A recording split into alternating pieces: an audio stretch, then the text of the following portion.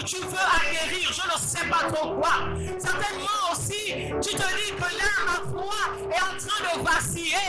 Mais je veux te dire ce matin, bois de cette eau, bois Jésus ce matin, consomme Jésus ce matin.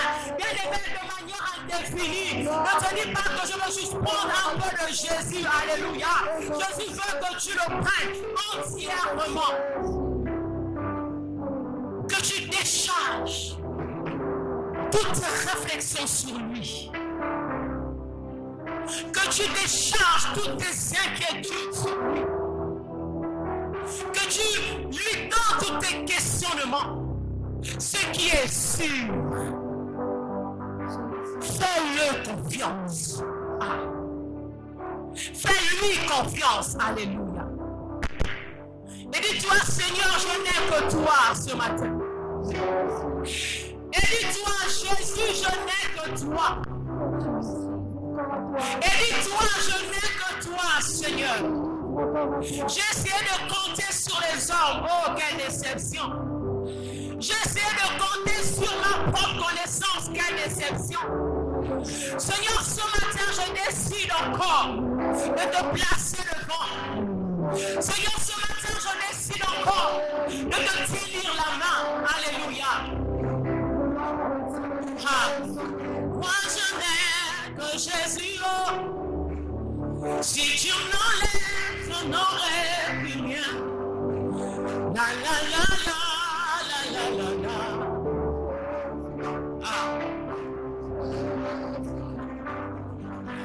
Moi, je n'ai que Jésus. Si tu m'enlèves, je n'aurai plus rien. La la la la la la la la. Que cela soit ta prière ce matin. Moi je n'ai que Jésus. Si tu m'enlèves, je n'aurai plus rien. La la la la la la la la. Nous voulons le dire ensemble. Moi je n'ai que Jésus. Si tu m'enlèves, je n'aurai plus rien. La la la la la la la la. Moi je n'ai que toi, moi je n'ai que Jésus. Si tu m'enlèves, je n'aurai plus rien. La la la la la la la la. Moi je n'ai que toi, moi je n'ai que Jésus. Si tu m'enlèves, je n'aurai plus rien. La la la la la la la. Moi je n'ai que toi, moi je n'ai que Jésus. Si tu m'enlèves, je n'aurai plus rien. La la la la la la la la. Mais tu le confesses, tu mets devant cette étoile. Moi je n'ai que toi, moi je n'ai que Jésus. Si tu m'enlèves, je n'aurai plus rien. La la la la la la la. Moi je n'ai que toi, moi je n'ai que Jésus. Si tu m'enlèves,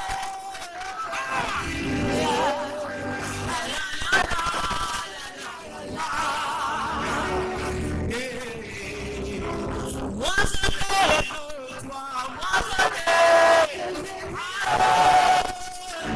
Si tu m'enlèves, je n'aurai plus rien. La la la la la la. Moi je n'ai que toi. Si tu m'enlèves,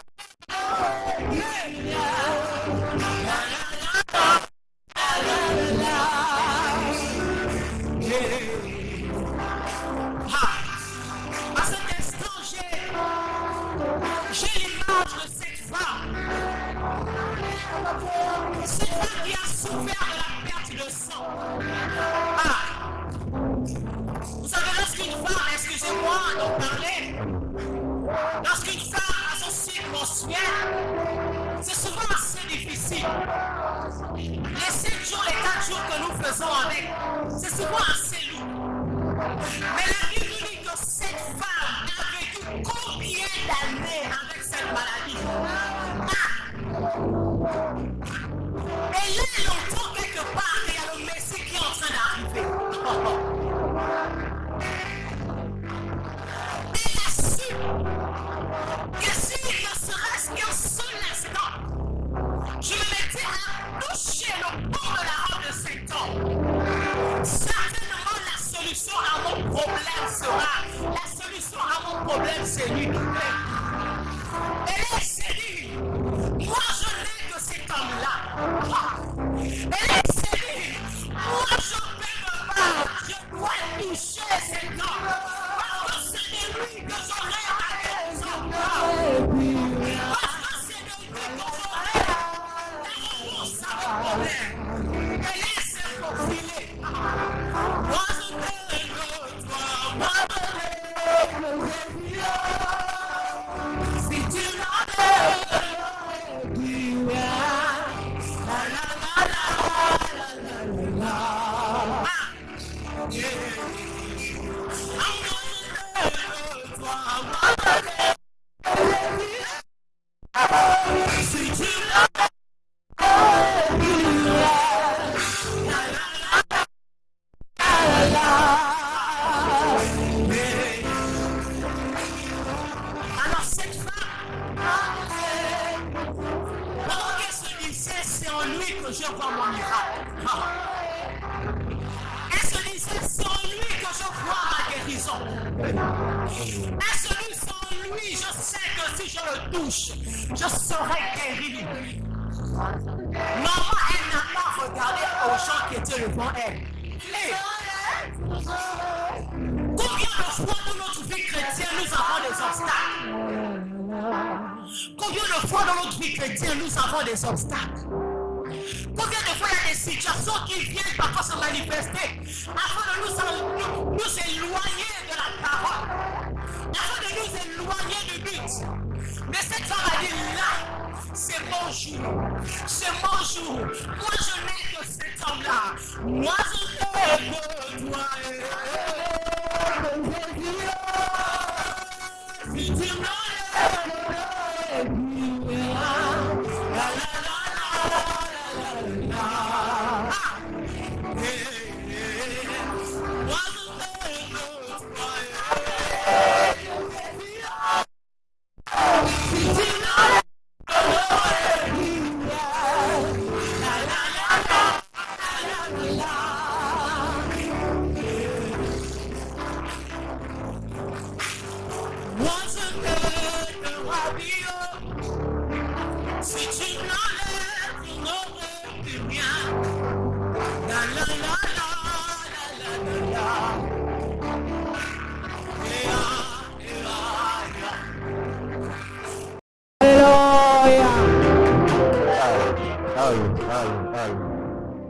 Alléluia.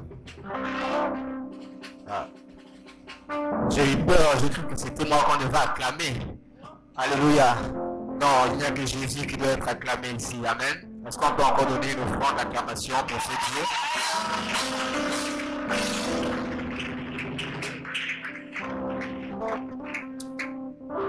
Couronné de gloire et de splendeur, tu m'as fait entier à ta ressemblance. Pour un peu de temps, au-dessous de tes saisons, chérie de ta création, tu m'attends sur la montagne, tu m'appelles par mon nom, c'est là qu'il faut que j'aille. Disons-le ensemble, couronné de gloire.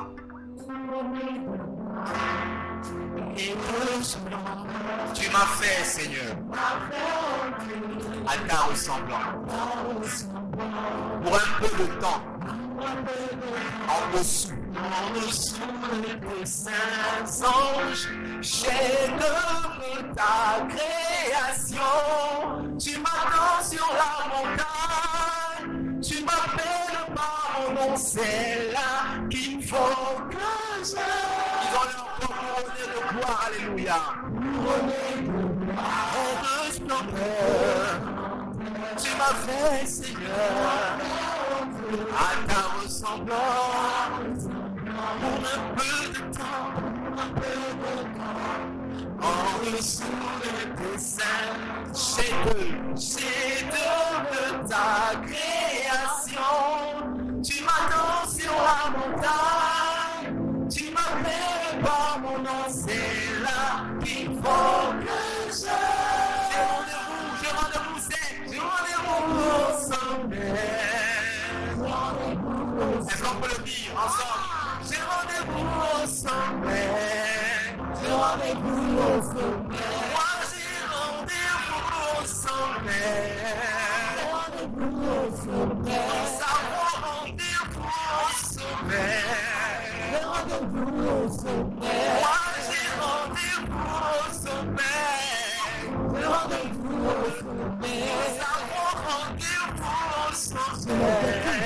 Moi j'ai rendez-vous au sommet.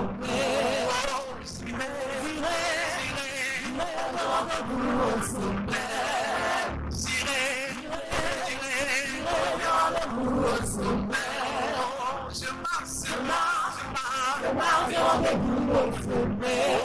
sommet. Nous avons rendez-vous au sommet. J'ai rendez-vous au sommet.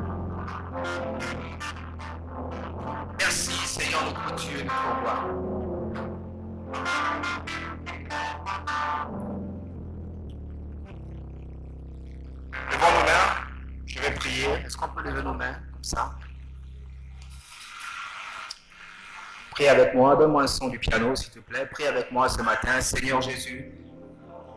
Merci. Merci pour ta parole qui est esprit et vie. Que la vie de Dieu, que ta vie soit infusée ce matin dans mon esprit. Au nom de Jésus. Père de gloire, parle-moi ce matin. Dispose mon cœur afin que je sois transformé par le renouvellement de l'intelligence. Père de gloire, je refuse d'être un auditeur oublieux, mais que la puissance de ta parole pénètre mon cœur, pénètre ma vie, que les cellules de mon être écoutent la parole de Dieu. Que mon être entier, mon esprit, mon âme, mon corps soit soumis à la parole de Jésus. Merci Seigneur de me transformer au travers de ta parole. Car il est écrit que ta parole est esprit et vie. Que la vie Zoé soit infusée dans mon esprit. Au nom de Jésus. Amen. Je vais prier, Père de gloire, merci pour ta fidélité. Merci pour ta grâce. Alors que nous sommes réunis ce matin, Seigneur, pour écouter ta parole, viens parler à nos cœurs, viens parler à nos vies.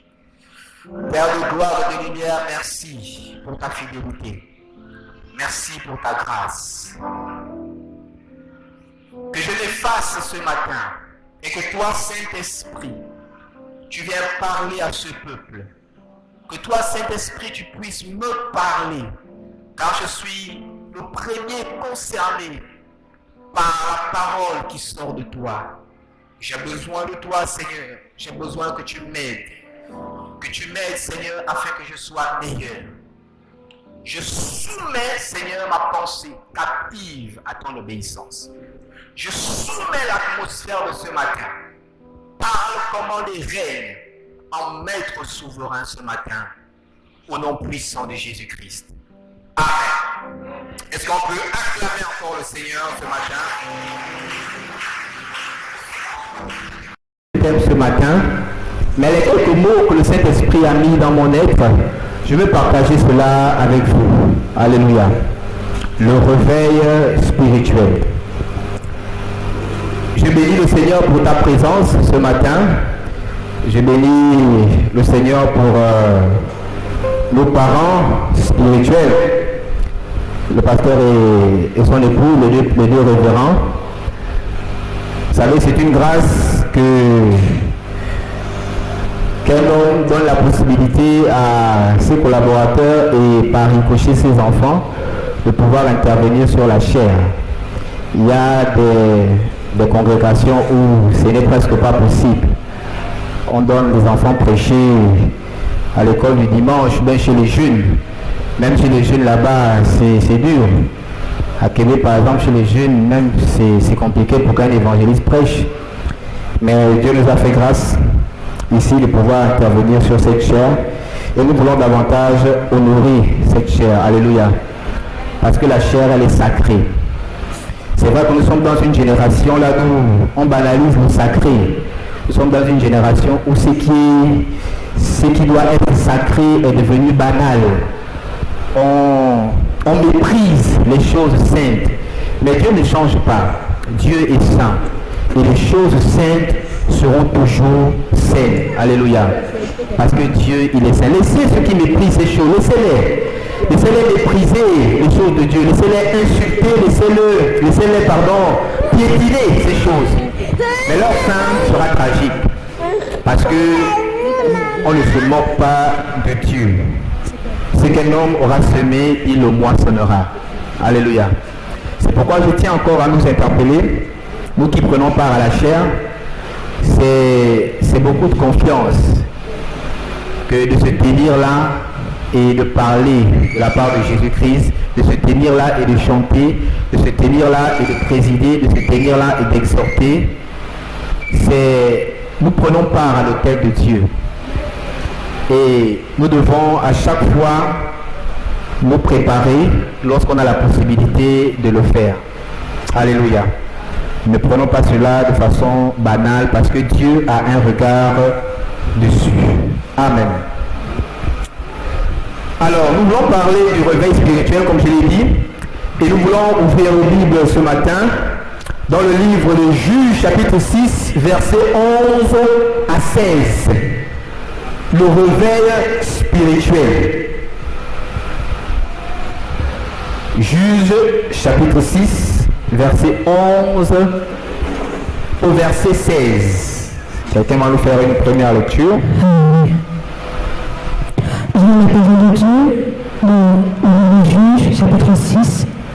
commence au verset 11. Puis vint l'ange de l'Éternel, et il s'assit sous le térébinthe d'Ophra, qui appartenait à Joas, de la famille d'Abiézer. Gédéon, son fils, battait du froment au pressoir pour le mettre à l'abri de Madian. Au verset 12, l'ange de l'Éternel lui apparut et lui dit, l'Éternel est avec toi, vaillant héros. Gédéon lui dit, ah, mon Seigneur, si l'Éternel est avec nous, pourquoi toutes ces choses nous sont-elles arrivées? Et où sont tous ces prodiges que nos pères nous racontent quand ils disent, l'Éternel ne nous a-t-il pas fait monter hors d'Égypte? Maintenant l'Éternel nous abandonne et il nous livre entre les mains de Madian. Au verset 14, l'Éternel se tourna vers lui et dit, va avec cette force que tu as et délivre Israël de la main de Madian. N'est-ce pas moi qui t'envoie? Au verset 15, Gédéon lui dit, ah, mon Seigneur, avec quoi délivrerai-je Israël? Voici, ma famille est la plus pauvre en Manassé, et je suis le plus petit dans la maison de mon père. Au verset 16, l'Éternel lui dit, mais je serai avec toi, et tu battras Madian comme un seul homme. Amen. Amen. Est-ce qu'on peut acclamer la parole de Dieu? Alléluia. Il est important de planter le décor et de dire que nous sommes dans une génération où nous avons plus que besoin du réveil spirituel. Parce que si un homme peut être éveillé physiquement, si un homme peut être en bonne santé physiquement, il n'en demeure pas moins que cet homme peut être mort spirituellement. Cet homme peut être endormi spirituellement.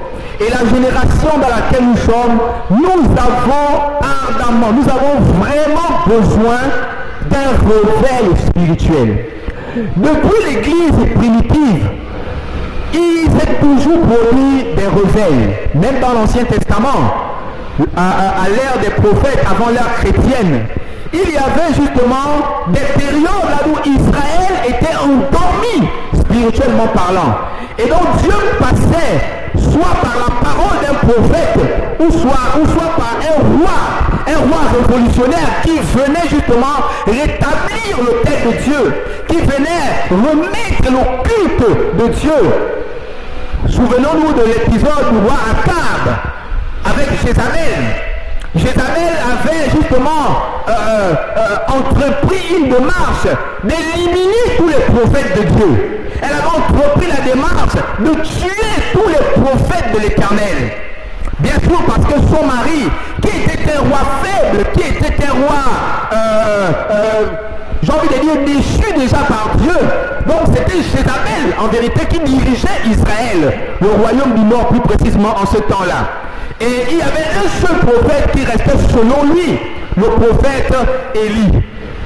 Mais gloire soit rendue à Dieu, il n'y avait pas d'Élie qui restait en ce temps-là, au niveau du royaume du Nord. Il y avait d'autres prophètes. Et l'Éternel a dit clairement à Élie, je me suis réservé des prophètes qui n'ont pas fléchi genoux devant Baal. Alléluia.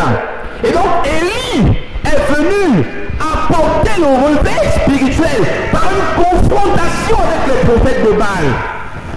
Vous savez, il ne peut avoir un réveil spirituel sans combat spirituel. Le combat spirituel et le réveil spirituel vont de pair. Alléluia. Et quand Élie est arrivé, Élie n'est pas venu pour négocier avec les prophètes de Baal. Élie n'est pas venu pour faire dans la dentelle avec les prophètes de Baal. Mais Élie est venu défier les prophètes de Baal. Alléluia. Parce que oui, pourquoi la Bible dit, et c'est le Seigneur qui parle, que je me suis réservé des prophètes qui n'ont pas fléchi genoux devant Baal. Selon le contexte biblique de cette époque, les prophètes qui avaient en Israël, les vrais prophètes de Dieu, malheureusement, s'étaient corrompus. Alléluia. Ils avaient prêté allégeance à Baal. C'est pas qu'il y avait plus de prophètes de Dieu. Il y avait des prophètes de Dieu, mais qui étaient corrompus. Alléluia. Il y avait des prophètes de Dieu, des vrais prophètes, qui étaient appelés par Dieu, mais ils avaient fléchi les genoux devant les prophètes de Baal. Pourquoi? Parce que les prophètes de Baal étaient dans la démonstration de sorcellerie. Ce n'était pas, non, il démontrait la sorcellerie en Israël. Et pourquoi Élie demande au prophète de Baal de faire un signe par le feu? Pour ceux qui lisent un peu, vous allez vous rendre compte que Baal est le Dieu qui répond par le feu. Donc c'était la spécialité de ces prophètes-là, de faire descendre le feu. Donc Élie les amène dans leur terrain. Bon, votre spécialité, on va maintenant faire un duel où on va faire descendre le feu. Malheureusement, ce jour-là, Baal avait été élevé. Ce n'était pas que Baal n'était pas une divinité qui répondait. Baal, effectivement, quand vous lisez la Bible, on vous parle du Dieu Baal, de cette divinité-là, par laquelle les enfants d'Israël se soumettaient toujours. Cette divinité a la capacité même de faire prophétiser les gens, la divinité Baal. Donc, c'est une divinité qui existait en Israël. C'était justement une science qui existait. Mais ce jour-là, Dieu a fermé la bouche de Baal.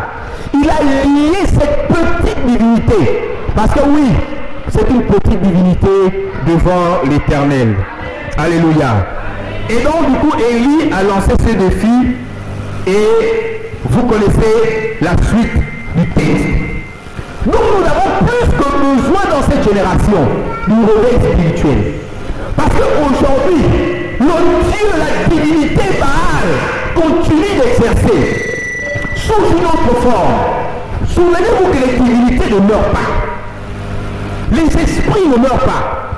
L'esprit qui a attaqué ton grand-père il y a plusieurs, tes ancêtres. Comme aujourd'hui c'est la mort de retour aux ancêtres. L'esprit qui a attaqué ton ancêtre, l'esprit il est toujours là. Alléluia. Les esprits sont furieux et ils continuent d'opérer. Peut-être les stratégies qui diffèrent. Le réveil spirituel, nous en avons besoin.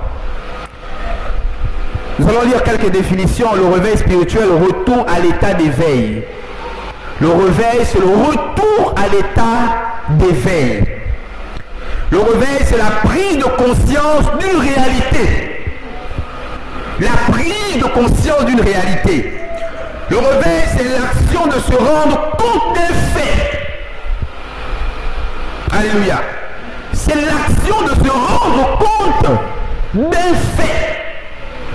C'est cela, le réveil.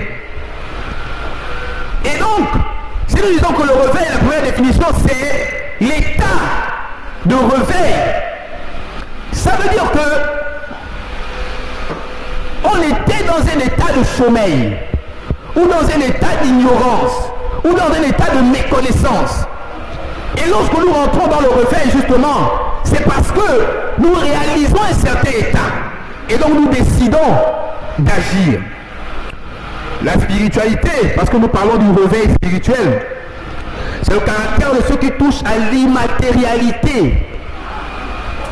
La spiritualité, c'est le caractère de tout ce qui touche à ce qui n'est pas tangible, à ce qui n'est pas palpable, au-delà de la matière. Or, nous savons que la vie est d'abord spirituelle. La vie est d'abord immatérielle. Vous ne pouvez pas dominer dans le monde matériel si vous êtes écrasé dans le monde spirituel. Ce n'est pas possible.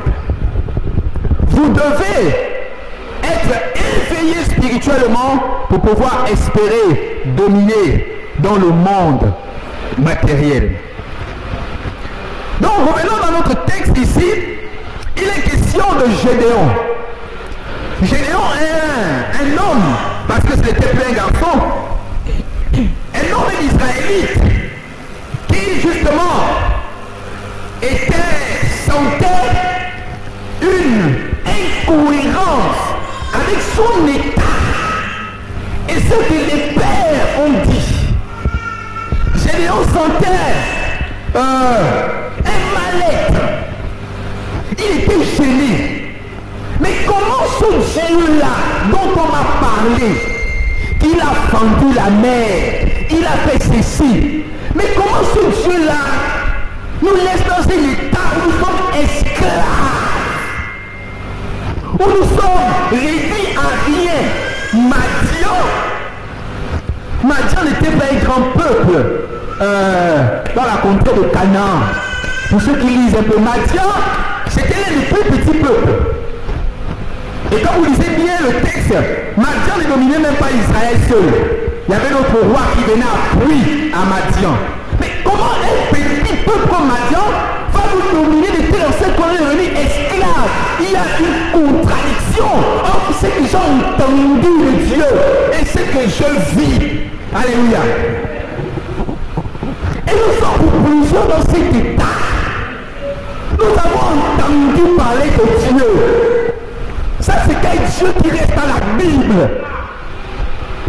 Alléluia. Est-ce que ça ne peut pas nous déranger un peu? Moi, attendez, à des moments même, j'ai décidé même pour lire la Bible. Parce qu'à la limite, c'est frustrant. C'est frustrant. Soit on est dans un Dieu théorique, soit on est dans un Dieu pratique. Soit Dieu existe ou Dieu n'existe pas. Il faut qu'on arrête cette légèreté-là. Alléluia. Et donc Gédéon est dans un état où il se rend compte que non, il y a un problème. Il y a un problème. Et je parie que Gédéon n'était pas le seul à cette époque-là qui s'est rendu compte qu'il n'y avait pas le même problème. Vous savez, il y a des gens qui se rendent compte qu'il y a un problème, mais ils font l'autruche. L'autruche, c'est un animal grand avec un long cou. Lorsque la tempête arrive, il met la tête dans le sable.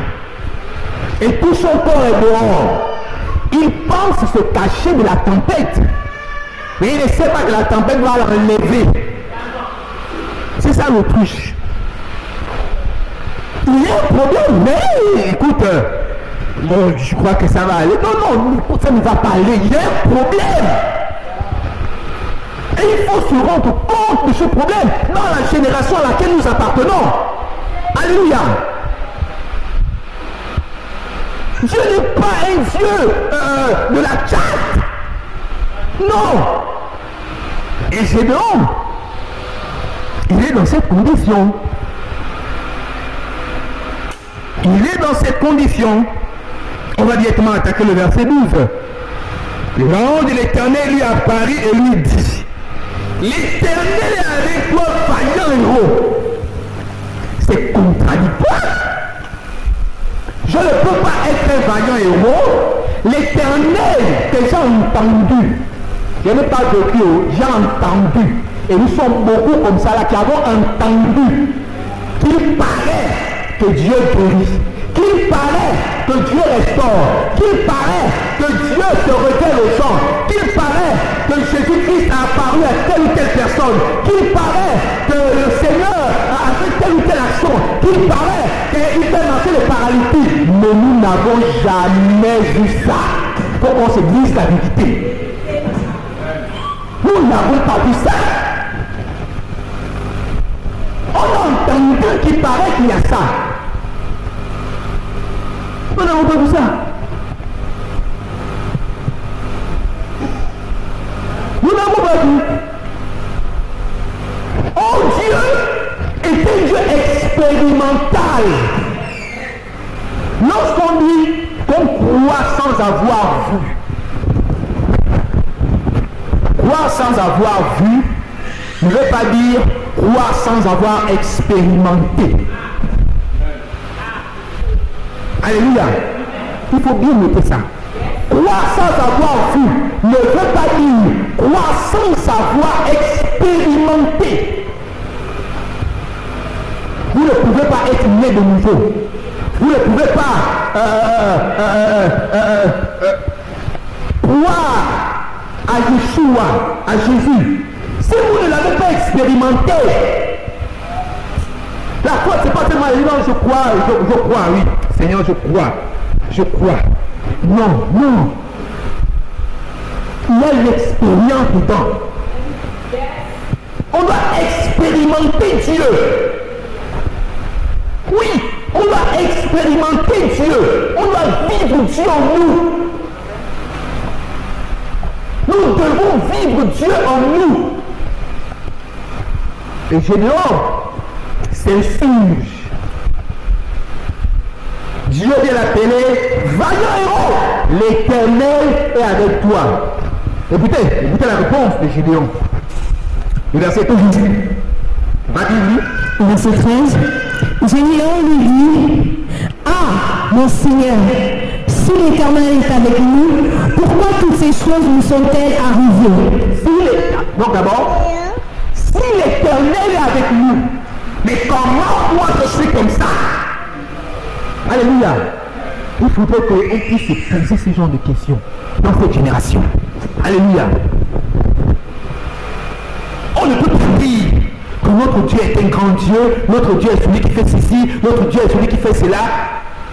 Mais nous n'expérimentons pas ce Dieu-là. Alléluia. C'est là le moment où je prie et je suis même fatigué. Il a dit que, comme je dis, à la limite, c'est devenu presque frustrant.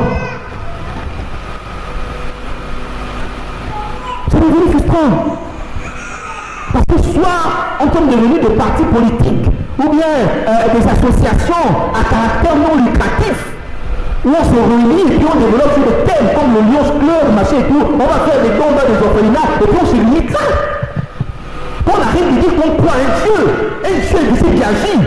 Parce que eux, au moins, nous sommes des associations humanitaires.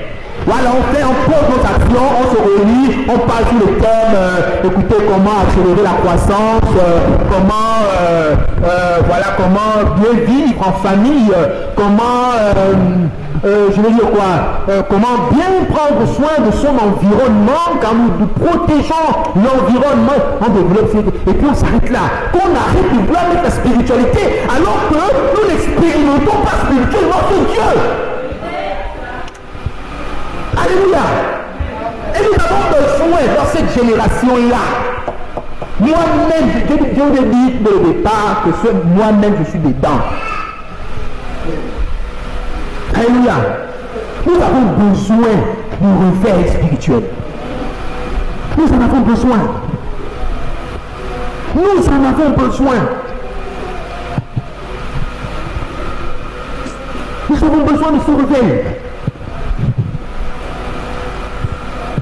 Je suis la lecture. Verset 13, continue. Et où sont tous ces prodiges que nos pères nous racontent quand ils disent, l'Éternel ne nous a-t-il pas fait monter hors d'Égypte? Maintenant l'Éternel nous abandonne et il nous livre entre les mains de Madian. Vous voyez la réponse, vous écoutez la réponse de Gédéon. Il pose la question à l'ange. L'ange. C'est un ange qui vient parler à Gédéon. Un ange. Mais où sont ces prodiges-là que nos pères nous ont racontés? On a entendu que l'Éternel a fait ceci. On a entendu que l'Éternel a fait... Mais c'est nous, il y a dans une génération où il n'y a plus l'action de Dieu. Il y a une génération comme aujourd'hui, là où nous sommes là. On manque les miracles. On manque. C'est la honte. Et voici pourquoi nous, c'est la honte. On trafique les miracles. Ah bien. Tu vas faire comme ça quand je vais venir. Mais vous devez vous moquer de vous-même. Parce que, mais c'est pas vraiment dire que Dieu là n'existe pas. Dieu n'existe pas. Quel est ce Dieu là qui ne peut pas faire un miracle? Nous sommes dans une génération où nous montons les miracles. Nous sommes dans du verniage. Comme je dis à quelqu'un. Dans la parole. Où est ce Dieu? Où est ce Dieu? Où est ce Dieu? Où est ce Dieu? Où est ce Dieu-là? Où est ce Dieu? Que ce Dieu se révèle à nous, comme il a fait avec Gédéon. Où est ce Dieu? Où est le Dieu qui a travaillé avec nos pères? Où est ce Dieu? Où est ce Dieu-là? Où est ce Dieu? On a entendu le réveil au Gabon. On a entendu le Gabon qui est une petite nation dans l'affaire du réveil. Il y a des nations qui nous ont dévancés avec le réveil. Le Congo à côté, on a entendu le réveil au Congo. On a entendu ça. On a entendu des hommes qui ont changé le sexe des bébés. Les hommes qui ont prié, c'est pas le mensonge. Le paralytique se lève et il marche. Alléluia. On a entendu ça. On a entendu qu'il y a un Dieu comme ça. Un Dieu qui est séropositif. On prie, tu vas faire l'examen, c'est négatif. C'est pas la parole. On a entendu ça, ces choses. On a entendu ces choses. De ce Dieu-là qui agit. De ce Dieu-là qui agit. Et c'est ce que j'ai dit. On a entendu ça, mon Seigneur. On a entendu ça. On a entendu ça. Je n'ai pas vécu le réveil de 90 parce que je n'étais même pas encore né. Mais j'ai entendu parler. Peut-être que je n'ai pas bien entendu parler. J'ai suivi un documentaire proportionnel à ce réveil. Et il y a tous nos pères là, nos patriarches, parce que nous sommes qui? Nous sommes que des fourmis, eux ce ne sont pas mes pères. Ils sont les pères de mes pères. Nous sommes des petits enfants, ça veut dire que le réveil au Gabon n'a même pas encore 4 générations, mais regardez là où nous sommes. La foi et la terre, on ne sont même pas comme le Congo. Le Congo, il y a plusieurs générations de réveil. Quand vous regardez, depuis Simon Kimbangu, les grands hommes, Aïdi Nabala, il y a encore des gens comme Léopold Mutomboki. Nous ne gardons pas. On est rentré dans la politique, on est rentré dans des choses compliquées, ça endormit les gens. Et on se pose la question, on est là, non, mais c'est pas bon, c'est pas bon. Alléluia, c'est pas bon. Le Gabon n'a pas 4 générations de réveil. Nous sommes les petits-fils là, ou c'est pas les arrière-petits-fils. Parce que les pères du réveil au Gabon, ils sont encore là, on les connaît. Patriarche, on vous connaît, vous êtes là. Vous êtes non, on vous connaît. Mais qu'est-ce qui se passe? Qu'est-ce qui se passe? Est-ce que vous avez fermé votre cœur au réveil au Gabon?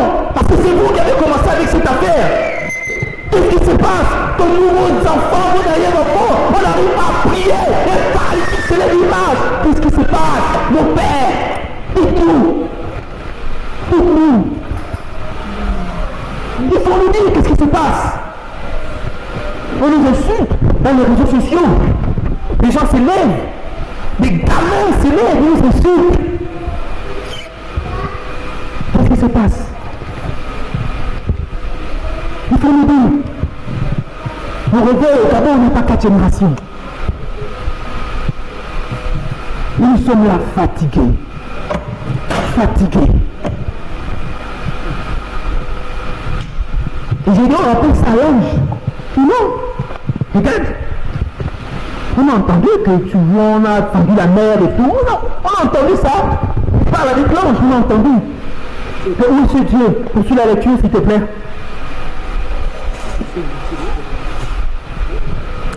Verset 14.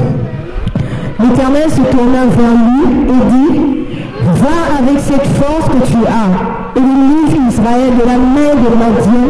N'est-ce pas moi qui t'envoie? Alléluia. Je ne sais pas si Gédéon, pour faire apparaître cet ange-là, a dû faire un travail. Je ne sais pas. Et ce dont je suis sûr, c'est que l'ange a vu le ras-le-bol de Gédéon.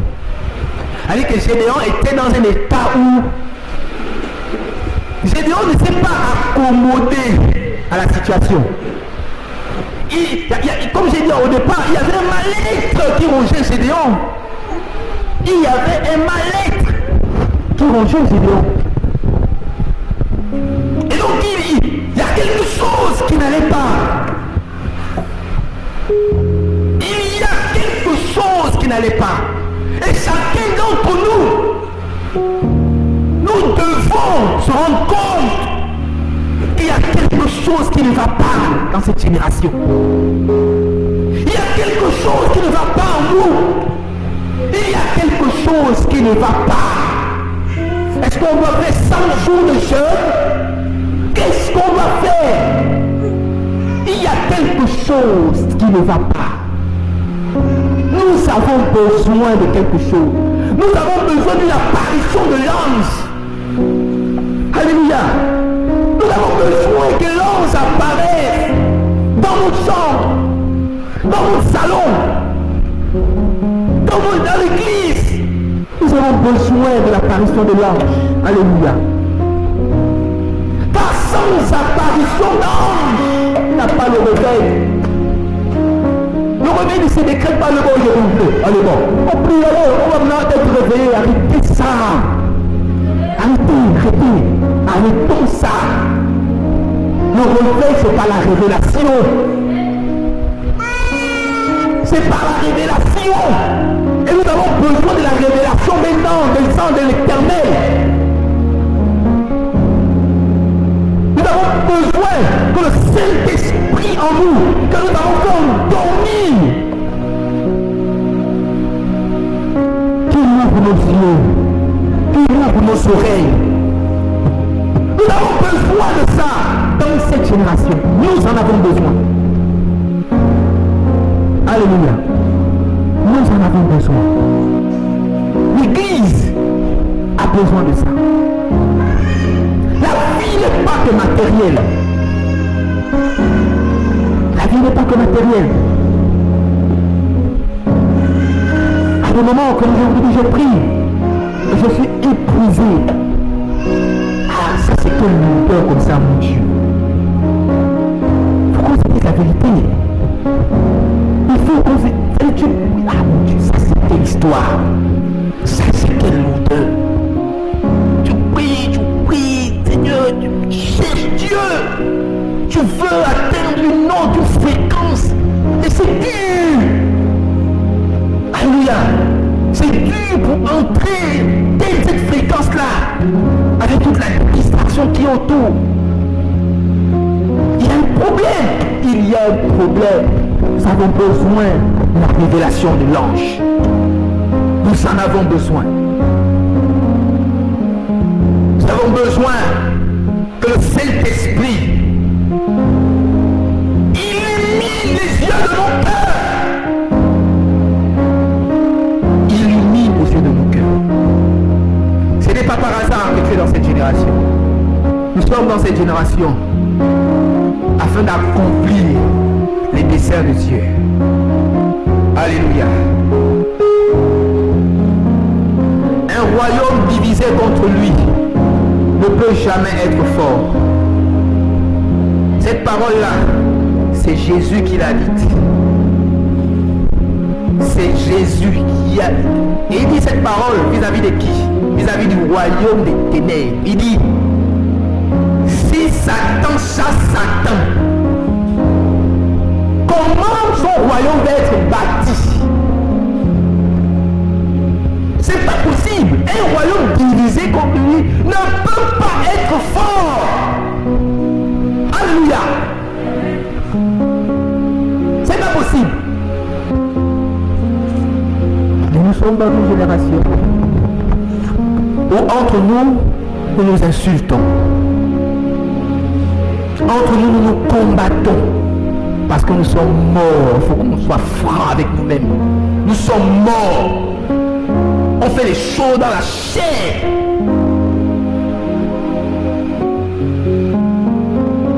Est-ce que Dieu nous a appelés tous à prêcher comme j'ai prêché? Est-ce que Dieu nous a appelés tous à chanter? Est-ce que Dieu nous a appelés tous à prêcher sur, je sais pas moi, sur les finances? Est-ce que Dieu nous a appelés tous à prêcher? Nos corps même nous enseignent, c'est que l'œil fait, le pied ne fait pas.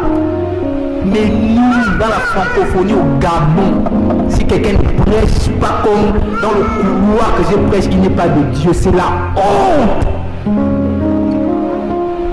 Honte à nous. Parce que la Bible nature ne vous enseigne-t-elle pas? La nature, ce que tes bras font, est-ce que tes pieds font ça? Dans les organes internes, la fonction de l'estomac, ce n'est pas la fonction du pancréas. La fonction de l'intestin grêle, je ne sais pas, je ne connais pas les maladies. Est-ce que c'est la fonction, moi, c'est pas du foie? Non. Chaque organe a sa fonction, a son rôle dans le corps. Mais si quelqu'un dit quelque chose dont nous ne comprenons pas, on dit directement que ce n'est pas de Dieu. Ah! Quel orgueil! Écoute, personne n'a le monopole de la révélation de Dieu. Il faut qu'on se dise ça. Il faut qu'on se dise ça. Personne n'a le monopole de la révélation de Dieu. Les évangélistes, les charismatiques, les pentecôtistes, vous n'avez pas, nous n'avons pas le monopole de la révélation de Dieu. Il faut qu'on arrête avec cet orgueil-là. Personne n'a le monopole de la révélation de Dieu. Dieu se révèle à qui il veut. Dieu se révèle à qui il veut. Et nous devons comprendre que nous sommes dans une course de la montre. L'Église, selon les Écritures, eschatologiquement parlant, c'est-à-dire par rapport aux événements de la fin des temps, l'Église doit vivre un réveil avant l'enlèvement. L'Église doit vivre un réveil avant l'enlèvement. Est-ce que c'est dans notre génération? Est-ce que c'est dans la génération future? Ce que je sais, c'est que je dois être participant de ce réveil. Je refuse de passer sur la terre des hommes où Dieu m'a créé pour venir simplement m'asseoir. Non. Par sa miséricorde et par sa grâce, il nous permettra d'atteindre les objectifs qu'il a fixés pour nous à Canaan. Alléluia. Parce que c'est ça qui marque notre génération. Ne frappons pas à gauche, ne frappons pas à droite. Faisons ce que Dieu nous appelle à faire. Canaan, c'est une vision. Mais, permettez-moi de vous le dire, quand une vision est donnée, le visionnaire même n'accomplit pas intégralement la vision. Alléluia. Parce que là où la vue du visionnaire s'arrête, il y a un large champ que le visionnaire ne voit peut-être pas. Ou peut-être que Dieu peut le lui montrer. Mais ce qui va poursuivre là, lui-même, il a dit que il a dit, ah, je ne savais pas que l'affaire là devait être comme ça. C'est comme ça que Dieu fait. Alléluia. Et nous devons prendre une part active dans cette génération.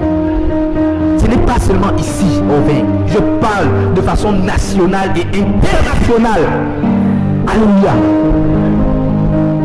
Nous devons prendre part active.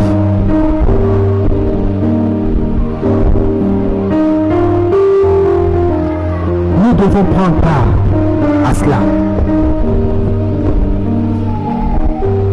Au Congo, Simon Kimbangu, lorsqu'il prophétisait sur, je lisais des extraits, il a prophétisé sur les élections de Félix Tshisekedi, pas en citant les noms, mais ce qu'il a dit il y a plus de 72 ans est en train de s'accomplir au Congo. Est-ce que lui-même il pouvait se rendre compte que c'est à cette fréquence-là? Je ne pense pas.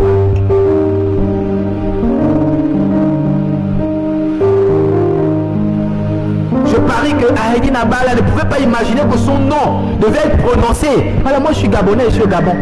Je prononce son nom sur la chair. Parce que j'ai lu, j'ai vu ce qu'il a fait. Il ne pouvait pas s'imaginer. Mais l'un des problèmes que l'on a aussi dans le corps, je ne sais pas si je vais pouvoir toucher tout ce que j'ai à dire. Nous allons prier. C'est que nous sommes des lâches. Nous sommes, c'est-à-dire on vénère les gens. On reconnaît le ministère des gens quand ils sont morts. Nous sommes le Dieu, c'est-à-dire Nous sommes les hommes des morts. C'est de la lâcheté. Le révérend, comment il s'appelle? Le bishop Kébi Gaëtan, quand il est mort, on a vu les hommes de Dieu, on allait rendre hommage et tout, on est venu accompagner le cercueil. Hypocrite que nous sommes. Hypocrite que nous sommes. Plusieurs hommes de Dieu ont combattu le bishop Kébi Gaëtan jusqu'à dire que c'est un sataniste venant à sa mort. C'est la honte. On attend qu'un homme meure pour reconnaître qu'il était de Dieu. C'est ça pour les chrétiens, c'est comme ça que nous sommes. C'est quand la personne est partie. Oh, ce grand homme de Dieu, arrête. Arrête ça. Il faut qu'on arrête avec ça. Il faut qu'on arrête avec ça. Est-ce que les hommes de Dieu sont parfaits? Non. On a tous des problèmes. Ils ont des problèmes. Ce sont des êtres humains qui peuvent faire des erreurs. Mais de là à traiter quelqu'un de faux ou pour atteinte à celui qui l'a appelé. Et vous voulez qu'elle réveille? Vous pouvez dire non, il a mal agi. Non, il n'est pas d'accord sur tel point. Et ça même, ce n'est pas publiquement. C'est en aparté, ensemble. On ne peut pas tous être d'accord sur certains points. Mais ça ne fait pas de nous des ennemis. Alléluia. Même dans la même mission, on peut ne pas être d'accord sur certains points. Dans le bureau d'échange, par exemple, on n'est pas d'accord sur plusieurs points. J'ai dit non, moi je pense que je ne suis pas d'accord de ça, doctrinalement parlant, contextuellement, spirituellement parlant. On n'est pas d'accord. On est resté comme ça, on n'est pas d'accord. Est-ce que ça veut dire qu'on ne chante pas ensemble? Non. On peut ne pas être d'accord. Mais ça ne fait pas de nous les amis. Ça ne permet pas de vilipender, de dire que quelqu'un est faux. C'est un faux. Serviteur du diable. Et quand il meurt, on va accompagner les hommages. On accompagne le cercueil. Arrêtons d'être le Dieu des morts. Célébrons nos pères, nos patriarches, tant qu'ils sont encore vivants. Rendons-leur hommage pendant qu'ils sont encore vivants. Alléluia. Parce que moi, je me pose énormément de questions sur l'état de notre pays, précisément au niveau du réveil spirituel. Il y a des gens qui travaillent, il y a des jeunes de ma génération, plus âgés que moi, qui travaillent, qui font des programmes, qui font des choses. Mais c'est comme si, au niveau, et là je m'adresse vraiment à nos pères, à nos patriarches, c'est comme s'il y a des paroles qui ont été dites et que le ciel a du mal à s'ouvrir sur la nation au niveau du réveil.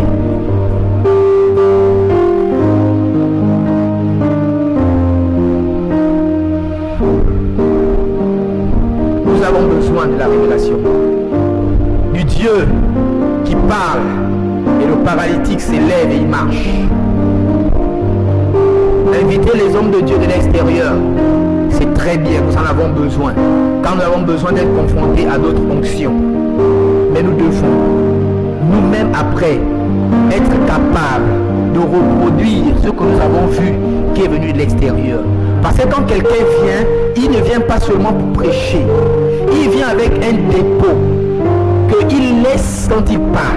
Ça veut dire que ceux qui restent là opèrent désormais dans cette dimension d'onction-là. Normalement, c'est comme ça que les choses doivent se faire. L'évêque d'Agde est venu, où j'étais présent, où j'ai vu de la première fois depuis que je suis chrétien, un paralytique devant moi se lever et marcher. C'est pas les choses du fait. Cette dame était à côté de moi. Je suis parti avec mon frère. J'avais pris 3 jours de congé de paternité. J'ai dit, ah, je ne veux pas rater ça. J'ai pris au travail, j'ai écrit. On m'a dit, non, je dis, écris. On est parti. Le soleil se pousse, transpire. Donc mon frère, viens là-haut, viens. On est ensemble. Transpirer, marche. On doit voir les vecteurs. On avait un objectif de moi. Non, on doit toucher l'homme là. On doit le toucher. Il est parti. La La femme là, elle est venue, elle était là, assise. Quand vous voyez quelqu'un qui est paralytique, vous savez qu'il est paralytique. Vous voyez les pieds de la personne, non? Que les pieds là ne marchent pas. La dame là est assise à côté de vous. Lorsque l'évêque d'Agde a dit maintenant, il faut me faire ça véritablement. C'est pas les guérisons du palu. Non, c'est le palu. Prier. Ah, j'ai commencé à me sentir bien. Arrêtez ça. Si tu as le palu, Panadol est là pour ça. Il faudrait qu'on arrête un peu. Arrêtez ça. L'Orient a déjà trouvé la solution de ça. Il y a déjà la solution de ça. Efferalgan, Panadol, Coartem. Tout c'est bien ça. Faut qu'on arrête ça. Alléluia. Faut qu'on arrête ça. La dame s'est levée, elle a marché. Je dis waouh. Seigneur, donc c'est encore possible.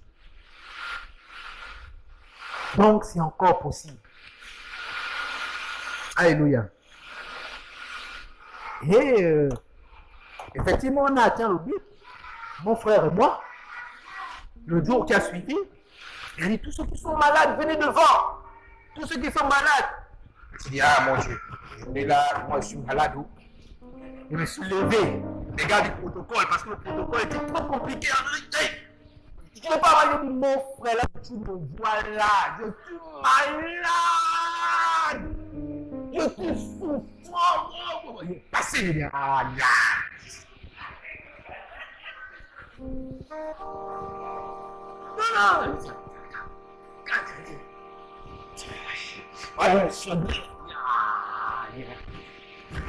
Alléluia. Est-ce que ça veut dire que rien ne s'est passé?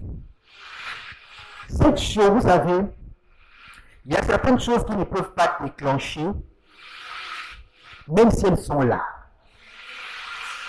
Parce que soit ce n'est pas le temps qu'elle se réveille, soit elle a besoin de quelqu'un qui vient allumer ça pour qu'elle se manifeste. Alléluia.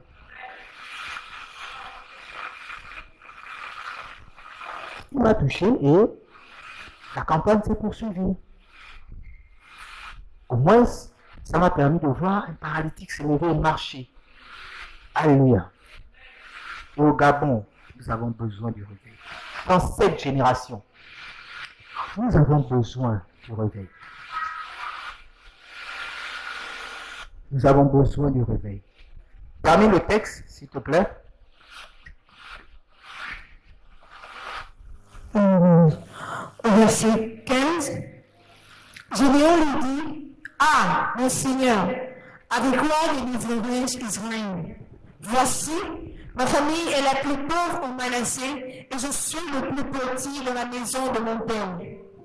Au verset 16, l'Éternel lui dit, mais je serai avec toi et tu battras Madian comme un seul homme. Amen. Amen. Je serai avec toi et tu battras Madian comme un seul homme. Alléluia. Gédéon a dit, je suis le plus petit de la maison de mon père. Et ma famille est la plus petite en Israël. Comment je vais battre Madian? Comment? Vous sentez un homme qui est frustré, un homme qui dit non, je ne peux pas. Parce que j'ai entendu qu'il y a un grand Dieu, j'ai entendu, mais là, ce que je vis là, non. Et l'ange a dit à Gédéon, relève la tête. Peut-être que quand tu te regardes, tu dis, mais comment le réveil peut venir? Comment je peux être un acteur du réveil? Comment je peux être éveillé? Moi qui suis dans telle condition, moi qui suis dans telle situation, je vis, j'ai un homme, peut-être qu'il ne m'a pas marié. Comment la fête du réveil là, bon, j'attends d'abord peut-être après l'autre. Il faudrait qu'on arrête ces imbécilités-là. Arrêtez ça. Il faut arrêter ça. Excusez-moi du terme. C'est comme ça que Gédéon raisonnait. Comment? Je ne peux pas. Moi, non. Ça, c'est pour ceux qui sont dans telle position. Vous savez, le christianisme, on nous a trop vendu les illusions. Avant que je ne sois marié, je me disais que, ah non, là, Seigneur, quand il serait marié, vraiment, je serai au top. Là, je ne vois plus ce qui pourra encore m'embêter. Frères et sœurs dans le Seigneur, si vous pouvez savoir les combats qu'il y a dans votre esprit, dans votre chair, en vous, quand vous êtes dans le mariage,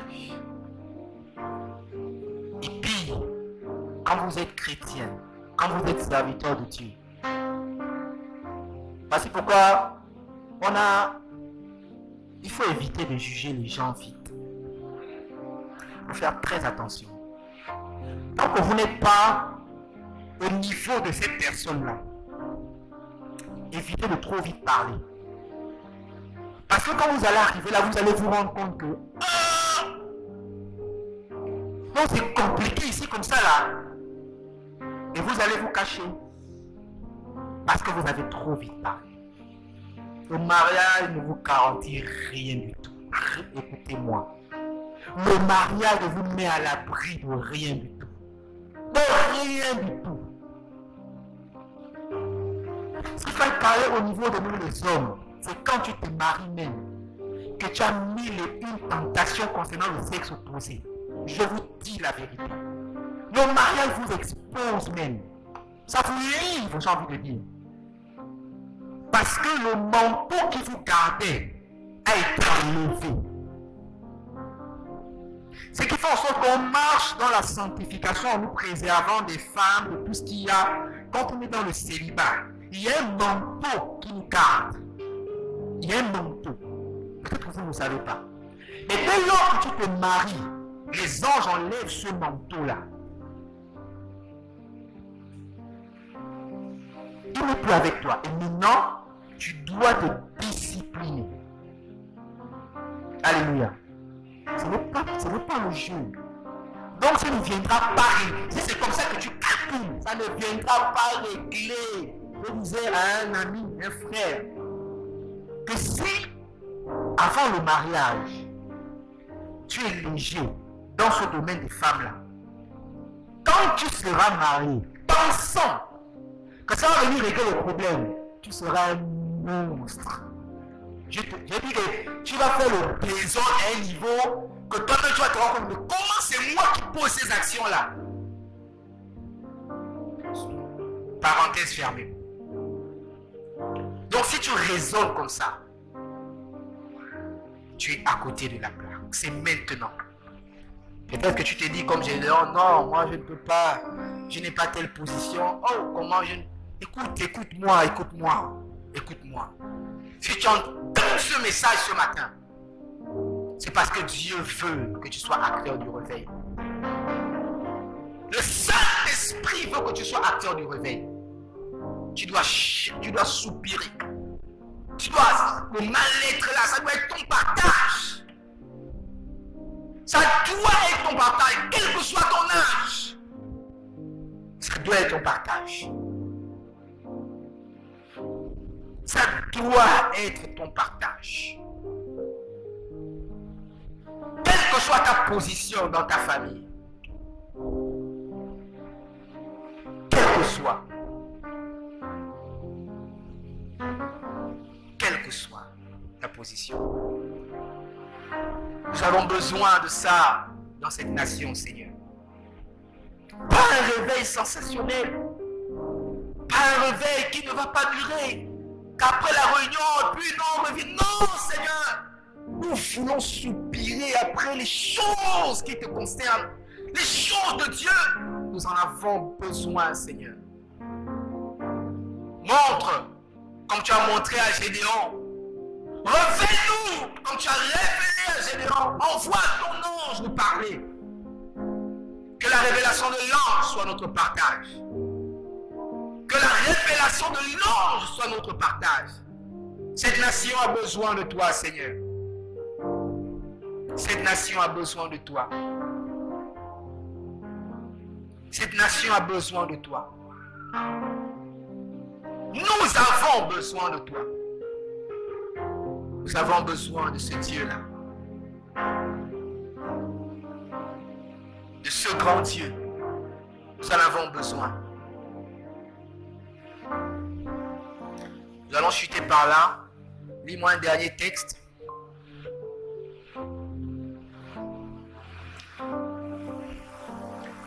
Lis-moi Luc chapitre 7, verset 30. Je vais chuter par là. Luc, chapitre 7, Verset 30. verset 30. Mais les pharisiens et les docteurs de la loi, en ne faisant pas baptiser par lui, ont rendu nul à leur égard le dessein de Dieu. Alléluia. Amen. Vous savez, ce texte m'a fait peur. Lorsque je l'ai compris. La Bible dit que mais les pharisiens, parce qu'ils ne se sont pas fait baptiser par Jean, ont rendu nuls les desseins de Dieu pour eux. Pas les desseins des hommes. Ça veut dire quoi? Ça veut dire que Dieu a créé les pharisiens pour un but. Les pharisiens devaient atteindre un objectif. Mais à cause de leur incrédulité, ils ont annulé pas leurs desseins, mais les desseins de Dieu pour eux. Ça signifie qu'un homme, par son attitude, et précisément par son incrédulité, peut rendre nul l'opinion de Dieu pour sa vie. Alléluia.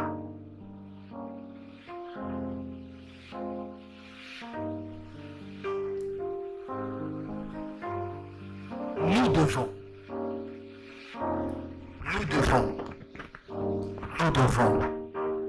croire aux hommes de Dieu.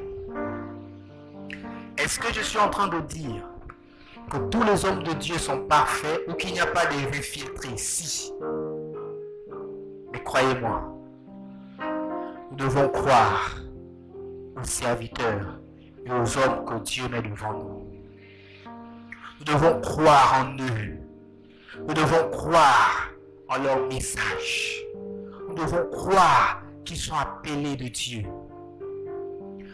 Pas croire en Dieu. Non, je crois en Dieu maintenant. Croire en l'homme de Dieu. Je ne sais pas si vous comprenez la nuance. Parce qu'on a une grande hypocrisie dans la francophonie par rapport à cette affaire. Non, on croit ça en Dieu. On ne croit pas à un homme. C'est un mensonge. On croit aux hommes que Dieu met devant. On croit en eux. On croit qu'ils sont loin pour nous bénir. On croit qu'ils ont mandat pour parler sur nos vies. On croit aux hommes. On croit.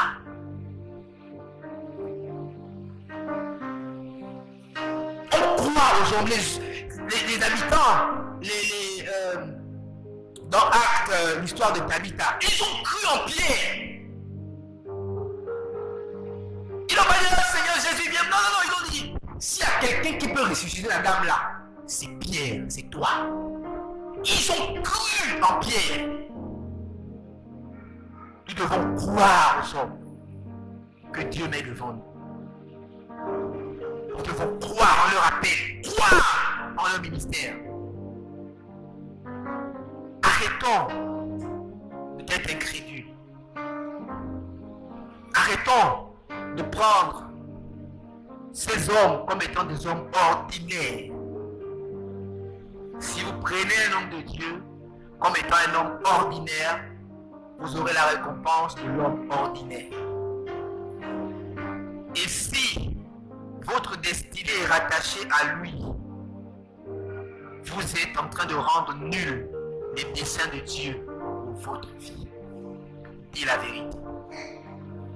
Vous rendez nul les desseins de Dieu pour votre vie parce que vous n'avez pas cru en lui en tant qu'homme de Dieu. Et c'est l'un des problèmes qu'on a dans notre génération-ci. Et voici pourquoi nous sommes légers. Nous devons croire aux hommes. Alléluia.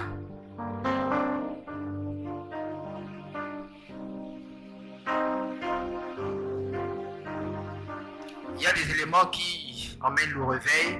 Il y a des éléments qui empêchent le réveil. Comme je l'ai dit, je n'ai pas la prétention de parler sur ces thèmes de façon intégrale. Je ne le peux pas. Mais je veux que ce matin, nous adoptons l'attitude de Gédéon. Que Dieu mette en toi ce mal-être. Que Dieu mette en toi ce mal-être que Gédéon avait. Cette incongruité qui était dans le cœur de Gédéon. Cette contradiction que, mais, soit je prie un Dieu réel, soit je prie un Dieu théorique. Soit je suis un théoricien, soit Dieu là il est réel. Que Dieu mette en toi ce mal-être. Que Dieu mette en toi ce mal-être. Lorsque nous parlons sur le réveil, ce n'est pas le réveil d'un culte. On va prier, machin. Non, non, non, non. C'est le réveil à longue durée. Que tu comprennes, que tu te sentes mal. Tant que tu n'atteins pas cette note-là, tant que tu n'atteins pas cette fréquence-là, que tu soupires après Dieu. Seigneur, envoie ton ange, envoie ton ange. Car nous sommes, oui, Dieu veut envoyer le réveil. Mais, dans quel état nous sommes? Est-ce que nous en avons marre de cette façon de faire, cette façon de vivre, de cette tiédeur? Est-ce que tu en as marre? Il faut que tu sois fatigué afin que tu sois abreuvé. Afin que tu sois abreuvé.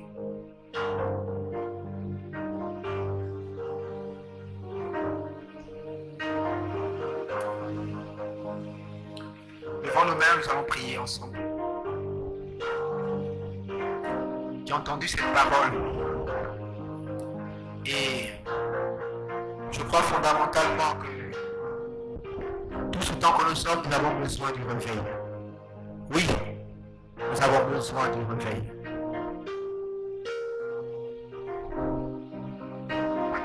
Et dis Seigneur, fais de moi un acteur du réveil, quelle que soit ta position. Fais de moi un acteur du réveil. Fais de moi, Seigneur, un acteur du réveil. Seigneur, moi je veux. Oh, Dieu de mon salut. Dieu de mon salut. Dieu de mon salut. Père de gloire et de lumière. Répands. Qu'est-ce qu'il faut faire? Répands, Seigneur. Répands, Seigneur.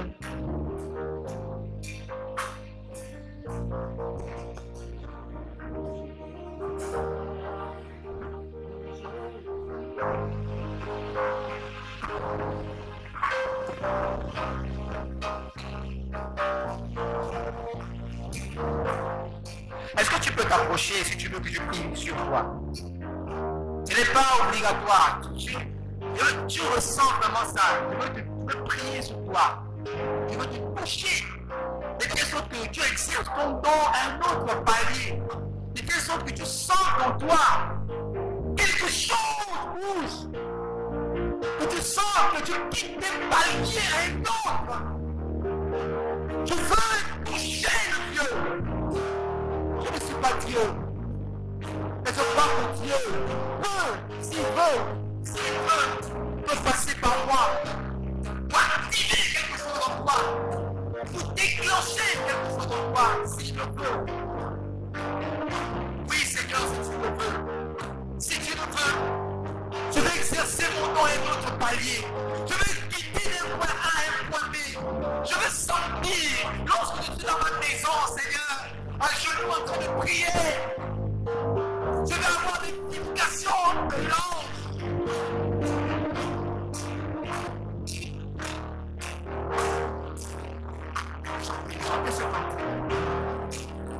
Est-ce qu'on peut lever nos mains?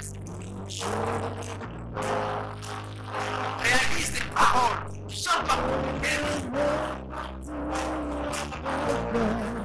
dans la génération là, nous en avons besoin.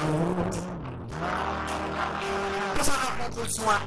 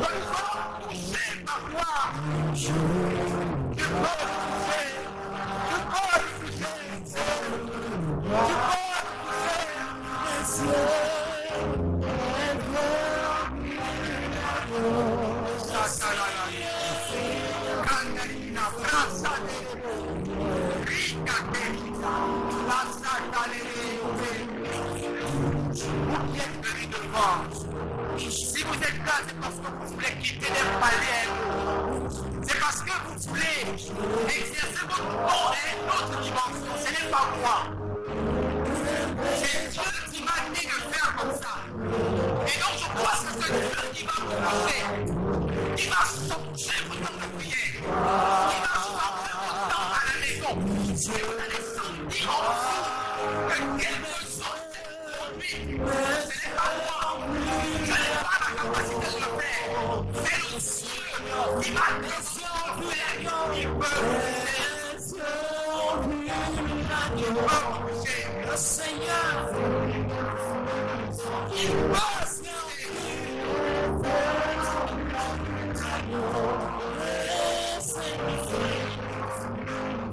Père du roi, si elle s'est avancée, Seigneur, c'est parce que elle est semblable à Gédéon, Père. Je t'arrive maintenant. Selon votre part, je modifie le pouvoir. Tout ce qui peut t'empêcher d'atteindre les objectifs de Dieu pour ta vie. Le Saint-Esprit te pousse au nom de Jésus-Christ de Nazareth. Active quelque chose en toi maintenant. À la puissance du Dieu qui m'a appelé. Active cela en toi au nom puissant de Jésus-Christ de Nazareth.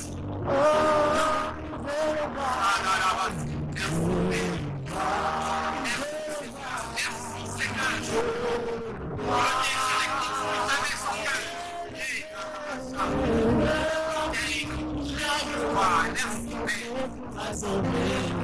Maintenant, le prière va chanter.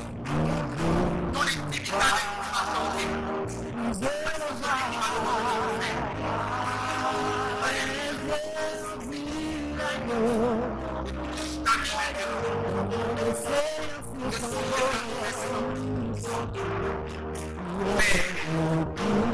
La main de Dieu qui supplique après toi. Il veut être l'acteur de cette génération. Il veut être acteur du réveil.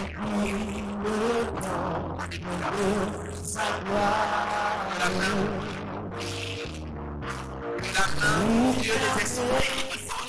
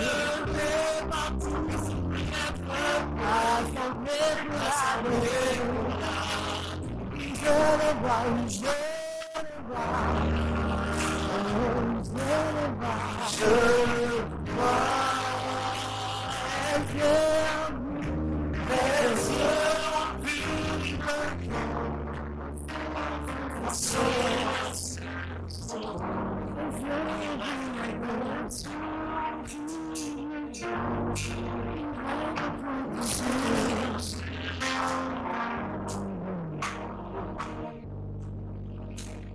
Père, merci pour ta parole. Ce message s'est adressé à vous tous. Et je prie que tu aies la visitation de l'ange. Que l'ange te visite. De telle sorte que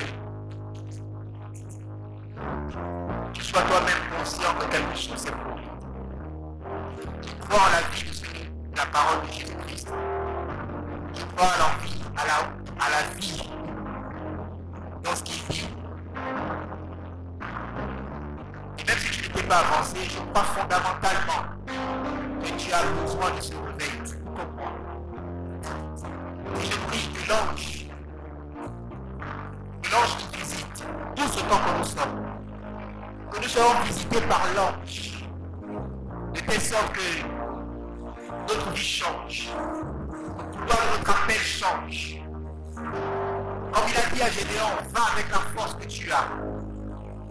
Je bénis au nom de Jésus. Je proclame que la force que tu as nous permet de pouvoir atteindre les objectifs de Dieu. Dans cette génération, je proclame que vous êtes acteurs du réveil. Vous n'êtes pas spectateurs. Au nom de Jésus-Christ. Merci Seigneur pour ta fidélité. Je crois en l'effectivité de ce que tu dis. Merci Seigneur, parce que des hommes et des femmes recevront la visitation de l'ange par ta miséricorde et par ta grâce. Majesté et louange te soient rendues, Père, au nom puissant de Jésus-Christ. Amen. Est-ce que tu peux acclamer le Seigneur?